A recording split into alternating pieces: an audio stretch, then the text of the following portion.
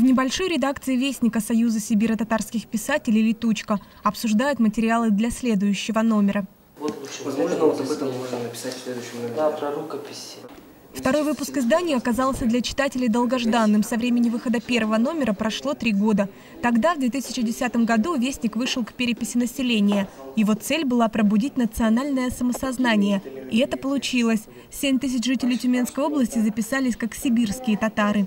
Спустя 3 года выпуск Вестника решили продолжить, как рупор Союза сибиро-татарских писателей.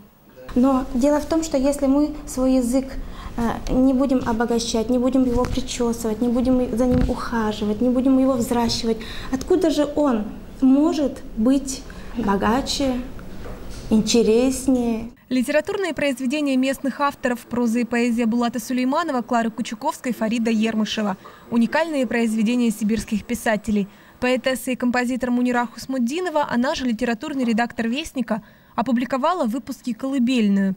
Все материалы печатаются на татарском и русском языке. Все для того, чтобы на страницах газеты сибирские татары могли вместе говорить на общие темы. В своих статьях, которые я предлагаю для этой газеты, мы пишем о проблемах именно сибирских татар. Мои статьи носят в первую очередь просветительский характер.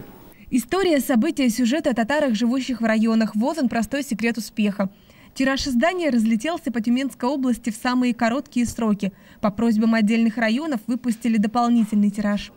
Мы считаем, что эту газету читают все сибирские татары, кому не безразлична судьба народа. Вот. И мы получаем отклики, что ее с интересом читают, звонят и просят: пришлите нам, очень интересно, и следующие номера, пожалуйста, выпускайте, не задерживайте. Газета распространяется бесплатно и издается на личные средства редакторов. И пока у Союза сибиро-татарских писателей нет поддержки и финансирования, периодичность Вестника будет непостоянной. Хотя произведения и статьи для следующего выпуска уже готовы. София Хайруллина, Рамиль Нигматуллин, ТНВ Тюмень.